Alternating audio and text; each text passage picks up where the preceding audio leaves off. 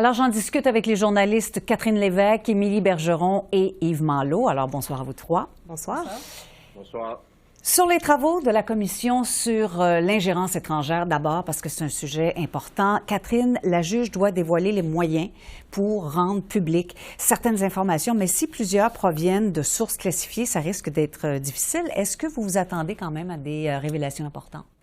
Bien, je pense que la justice Hogg a été assez claire aujourd'hui qu'elle voulait vraiment permettre au public d'en savoir le plus possible. Donc, vraiment, cette semaine, on s'attend pas... Qu'est-ce que ça veut dire? Bon, on pourrait, là, c'est sûr que tout ce qui concerne la sécurité nationale, on ne pourra pas aller trop en profondeur, là, si jamais on parle de des choses là, que finalement qui pourraient compromettre la sécurité nationale.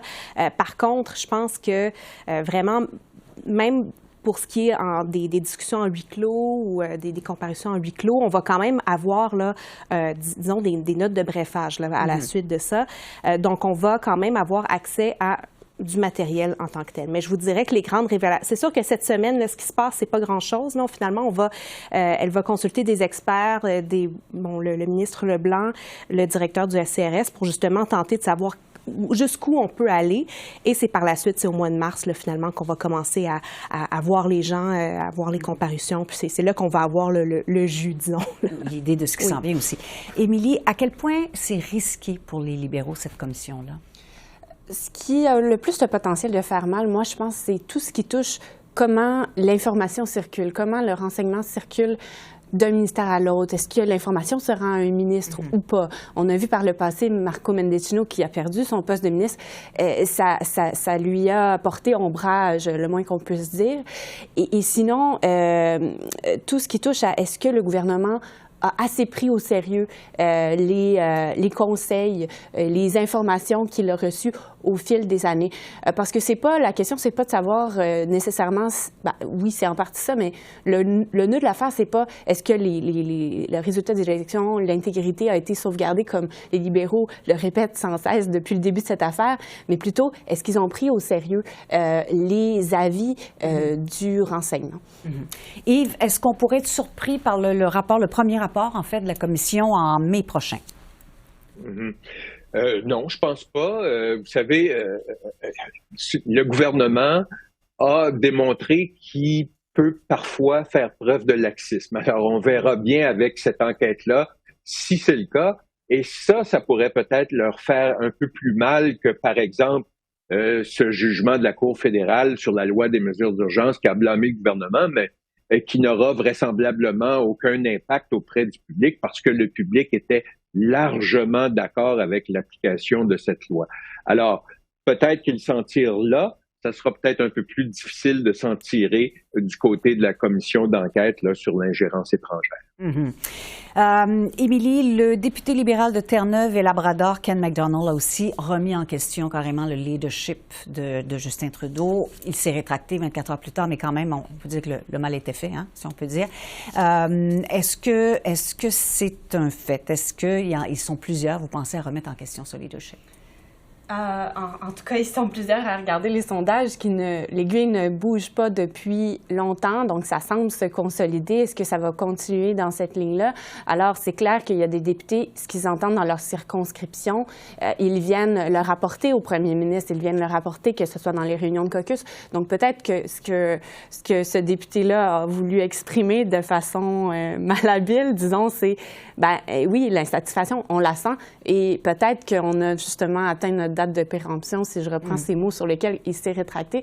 Donc, je pense que ce sentiment-là, ce qui est entendu, l'inquiétude par rapport au sondage, elle n'est que grandissante là, depuis l'été dernier. Donc, ça fait longtemps.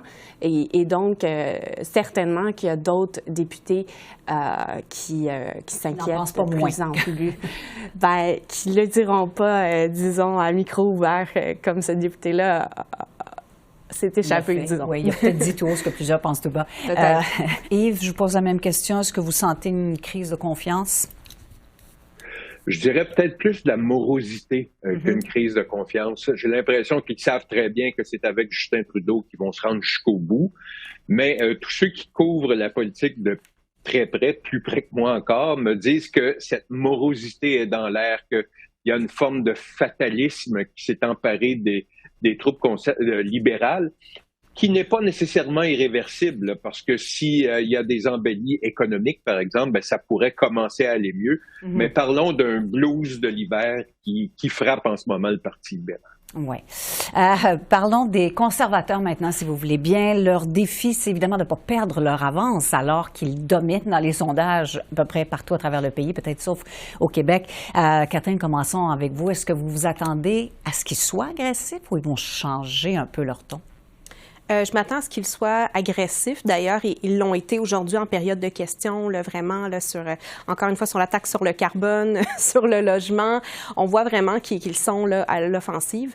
Par contre, je pense que, justement, de plus en plus, les Canadiens commencent à se dire, bon, ben, il y a une réelle possibilité que les conservateurs soient au pouvoir la prochaine fois qu'on a des élections. Donc, qu'est-ce qu'ils ont à proposer? Et là, je pense que donc, vraiment, c'est là-dessus, là, justement, qu'il y a un gros point d'interrogation. Pierre Poilievre critique le gouvernement, mais justement, de plus en plus de questions vont se poser dans les prochains mois, dans la prochaine année, à savoir, bon, qu'est-ce que vous feriez différent? Et d'ailleurs, c'est ce qu'on a vu aujourd'hui, d'ailleurs, avec les libéraux qui disaient, ben, parfait, vous voulez balancer le budget, qu'est-ce que vous allez couper? Des choses comme ça. Vous voulez, enlever la taxe sur le carbone. Par quoi est-ce que vous allez la remplacer? Donc, vraiment, c'est un couteau à double tranchant, là, qu'on voit. Justement, Émilie, quels sont ces pièges, ces plats dans lesquels Pierre Poilievre ne devrait pas se mettre les pieds? Je pense que sur le dossier de l'immigration, un dossier qui risque de faire jaser pas mal cette session-ci, M. Poilievre n'a pas été tout à fait clair jusqu'à présent sur quelle est sa position. Est-ce que les niveaux proposés par les libéraux, il les baisserait? Est-ce qu'il les maintiendrait? Est-ce qu'il reverrait à la hausse? M. Poilievre, depuis qu'il est devenu chef, même avant, quand il faisait campagne pour devenir chef, se présentait comme pro-immigration. Il met souvent de l'avant sa femme, Anaïda, qui est venue, qui a immigré au Canada en provenance du Venezuela. Donc, pour lui, c'est vraiment, il ne veut pas se mettre à dos cet électorat-là qui est quand même assez fidèle aux libéraux, qui a été fidèle, disons, dans les dernières années. Donc, il va être forcé, je pense, de clarifier ses positions puisque ça va occuper beaucoup de place, les questions d'immigration.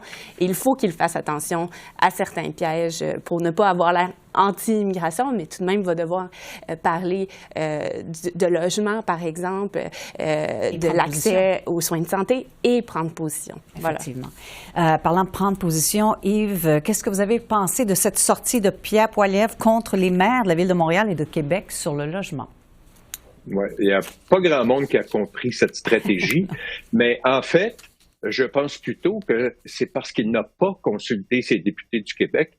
Et en fait, je vous dirais, qui a entendu les députés du Québec depuis l'élection de Pierre Poilievre? Il n'y a personne à part Pierre Paulus, qui était le seul député conservateur du Québec à l'appuyer dans la course au leadership, qui occasionnellement a le droit de dire un mot ou deux, mais les autres, on ne les entend pas.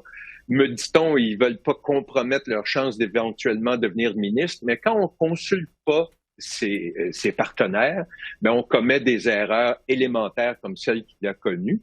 Et s'il ne change pas sa stratégie, ben l'erreur pourrait se répéter. Oui, et des fois, ça peut coûter cher, ce genre d'erreur. Merci beaucoup. Alors, c'est évidemment tout le temps qu'on a. Catherine, Émilie et Yves, merci beaucoup d'avoir été avec nous aujourd'hui. Merci à vous. Bonsoir.